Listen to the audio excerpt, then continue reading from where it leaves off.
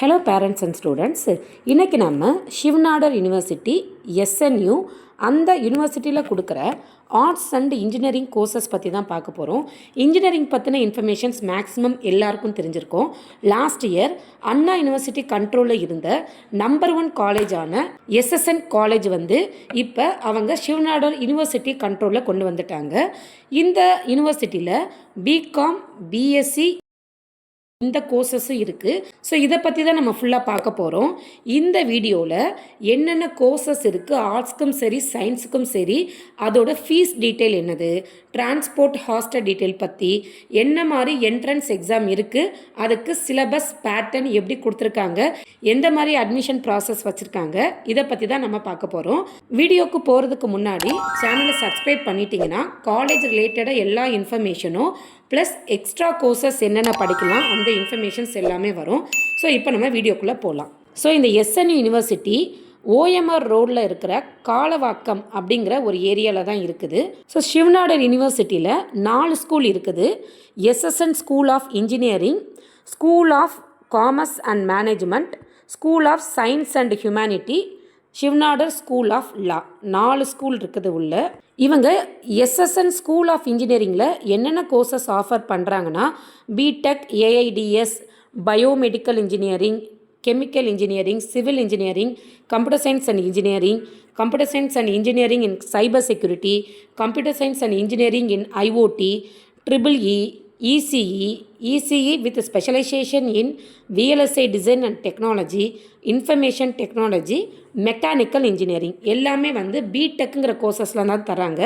அதுக்கப்புறம் பிஜி நிறைய கோர்சஸ் இருக்குது, நான் டிஸ்பிளே பண்ணுறேன் பார்த்துக்கோங்க.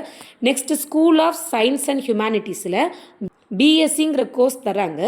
இந்த பிஎஸ்சி கோர்ஸில் எக்கனாமிக்ஸ் வித் டேட்டா சயின்ஸ் ரொம்ப யூனிக்கான கோர்ஸாக இங்கே இருக்குது.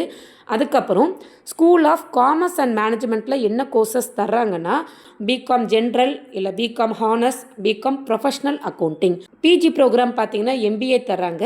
அதுக்கப்புறம் சிவநாடர் ஸ்கூல் ஆஃப் லாவில் பிஏ எல்எல்பி, ஸோ லா கோர்ஸ்க்கு பிஏ எல்எல்பி தராங்க. நிறைய பிஹெச்டி ப்ரோக்ராமும் இருக்குது. ஸோ இங்கே ஆர்ட்ஸ்க்கும் சரி இன்ஜினியரிங்க்கும் சரி அட்மிஷன் ப்ராசஸ் எப்படி இருக்கும்னு நான் சொல்கிறேன். ஸோ நீங்கள் இப்போ ஆர்ட்ஸ்க்கு அப்ளை பண்ணாலும் சரி இல்லாட்டினா இன்ஜினியரிங்க்கு அப்ளை பண்ணாலும் உங்களோட 10th மார்க் அபோவ் 60% இருக்கணும். உங்களோட 12th போர்டு எக்ஸாம் மார்க் 75% மினிமமாக இருக்கணும். சப்போஸ் நீங்கள் இன்ஜினியரிங் அப்ளை பண்ணுறீங்கன்னா நீங்கள் 12th கண்டிப்பாக மேக்ஸ், ஃபிசிக்ஸ், கெமிஸ்ட்ரி படிச்சிருக்கணும். சப்போஸ் நீங்கள் பிகாம் இல்லை பிகாம் ஹானர்ஸ் இல்லை பிகாம் ப்ரொஃபஷனல் அக்கௌண்டிங் இல்லை BSc economics with data science படிக்கிற மாதிரி இருந்தீங்கன்னா உங்களுக்கு இந்த சப்ஜெக்ட் தான் நீங்கள் படிச்சிருக்கணும்னு எந்த கம்பல்ஷன் கிடையாது. பட் மேக்ஸ் இருந்தால் ரொம்ப நல்லது இங்கே. ஸோ நீங்கள் காமர்ஸாக இருக்கட்டும் இல்லாட்டினா சயின்ஸ் ஸ்ட்ரீமாக இருக்கட்டும் இல்லாட்டினா ஆர்ட்ஸ் ஸ்ட்ரீமாக இருக்கட்டும், யாருனாலும் பிகாம், பிஎஸ்சி ஜாயின் பண்ணிக்கலாம்.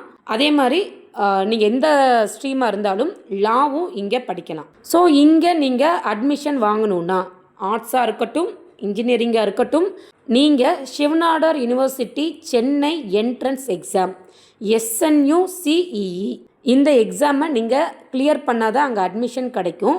இங்கே எக்ஸாம் என்ன மாதிரி பேட்டர்னில் வைக்கிறாங்கன்னா 2 பார்ட் வைக்கிறாங்க. ஒன்று part A full and full aptitude தான் இருக்கும். இந்த எக்ஸாம் டைமிங் 45 மினிட்ஸ். அடுத்து பார்த்தீங்கன்னா உங்களோட சப்ஜெக்ட் பற்றி இருக்கும். இதுக்கு டைமிங் பார்த்தீங்கன்னா 75 மினிட்ஸ். ஸோ 2 ஹார்ஸ்க்கு எக்ஸாம் நடக்கும். டோட்டலாக 100 மார்க்குக்கு இங்கே நடக்கும். ஸோ நெகட்டிவ் மார்க் இங்கே இருக்குது. இப்போ நீங்கள் இன்ஜினியரிங்க்கு என்ட்ரன்ஸ் எக்ஸாம் எழுதுறதா இருந்தீங்கன்னா உங்களுக்கு பார்ட் பியில் மேக்ஸ், ஃபிசிக்ஸ், கெமிஸ்ட்ரி இந்த 3 கம்பல்சரியாக இதிலேருந்து கொஷின் வரும். சப்போஸ் நீங்கள் பிகாம், பிஎஸ்சி இந்த மாதிரி நீங்கள் எடுக்கிறீங்கன்னா உங்களுக்கு பார்ட் ஏ ஆப்டிடியூடும் வரும், ப்ளஸ் உங்களுக்கு 2 ஆப்ஷன் தர்றாங்க. இப்போ இன்ஜினியரிங் குரூப்புக்கு மேக்ஸ், ஃபிசிக்ஸ், கெமிஸ்ட்ரின்னு 3 சப்ஜெக்ட் எழுதுகிற மாதிரி நீங்களும் 3 சப்ஜெக்ட் எழுதுவீங்க. ஆனால் அந்த 3 சப்ஜெக்ட்டுக்கும் உங்களுக்கு சாய்ஸஸ் தராங்க. நீங்கள் அக்கௌண்டன்சி, எக்கனாமிக்ஸ், ஃபிசிக்ஸ் இந்த 3 சப்ஜெக்டில் ஒன்று கம்பல்சரியாக நீங்கள் சூஸ் பண்ணணும். சயின்ஸ் ஸ்ட்ரீமாக இருந்து நீங்கள் பிகாம் வரீங்க இல்லை பிஎஸ்சி போகிறீங்க அப்படின்னா ஃபிசிக்ஸ் எடுத்துக்கோங்க. இல்லை நீங்கள் காமர்ஸ் முடிச்சுட்டு நீங்கள் பிகாம் எடுக்கிறீங்கன்னா அக்கௌண்டன்சி இல்லை எக்கனாமிக்ஸ் எதில் நீங்கள் ஸ்ட்ராங்காக இருக்கீங்களோ அதை செலக்ட் பண்ணிக்கோங்க. அதுக்கப்புறம் மற்ற 2 சப்ஜெக்ட்டுக்கு என்ன வந்து அவங்க சாய்ஸஸ் தராங்கன்னா maths, commerce, computer science, general studies. So இந்த 4 சப்ஜெக்டில் ஏதாவது 2 சப்ஜெக்ட் செலக்ட் பண்ணணும். முன்னாடியே வந்து அக்கௌண்ட்ஸ், எக்கனாமிக்ஸ், ஃபிசிக்ஸில் ஒன்று நீங்கள் செலக்ட் பண்ணிக்கோங்க. மிச்ச 2க்கு maths, commerce, computer science, general studies எடுத்துக்கோங்க. சப்போஸ் நீங்கள் மேக்ஸ் குரூப்பாக இருந்தீங்கன்னா மேக்ஸ், கம்ப்யூட்டர் சயின்ஸ் எடுக்கலாம். சப்போஸ் நீங்கள் காமர்ஸாக இருந்தீங்க அதுலேயுமே மேக்ஸ் படிச்சிருக்கீங்க அப்படின்னா நீங்கள் காமர்ஸ் மேக்ஸ் இல்லை காமர்ஸ் கம்ப்யூட்டர் சயின்ஸ் எடுக்கலாம். இல்லை ஜென்ரல் ஸ்டடீஸ் உங்களுக்கு நல்லா வரும் அப்படின்னா அதையும் கூட நீங்கள் எடுத்துக்கலாம். இங்கே என்ன சொல்கிறாங்கன்னா மேக்ஸ்க்கு வந்து 10th சிலபஸ் தான் எடுக்கிறாங்க, 12th சிலபஸ் எடுக்கிறது இல்லை. ஏன்னா இங்கே அந்த காமர்ஸ் டீமுக்கு சில ஸ்கூலில் காமர்ஸ் வித் மேக்ஸ் இருக்கும், சில ஸ்கூலில் மேக்ஸே இல்லாமல் அந்த காமர்ஸ் சப்ஜெக்ட் மட்டும் படிச்சுட்டு வருவாங்க. ஸோ அவங்க எக்ஸாம் கண்டக்ட் பண்ணும்போது எல்லாருமே 10th வரைக்கும் மேக்ஸ் படிச்சிருப்பாங்க, அது எந்த குரூப்பாக இருந்தாலும் சரி. ஸோ அதனால் அவங்க அந்த 10th மேக்ஸ் தான் அவங்க இங்கே எடுத்துக்கிறாங்க. சிலபஸ் வந்து எக்கனாமிக்ஸ்க்கும் ஜென்ரல் ஸ்டடீஸ்க்கும் சொல்லியிருக்காங்க. எக்கனாமிக்ஸ்க்கு பார்த்தீங்கன்னா micro economics, macro economics, Indian economy, global economy, இதுலேருந்து கொஷின்ஸ் வரும். நீங்கள் ஜென்ரல் ஸ்டடீஸ் ப்ரிஃபர் பண்ணுற மாதிரி இருந்தீங்கன்னா அதில் உங்களுக்கு maths, English, sociology, political science, psychology, இதிலேருந்து உங்களுக்கு வந்து கொஷின்ஸ் வரும்.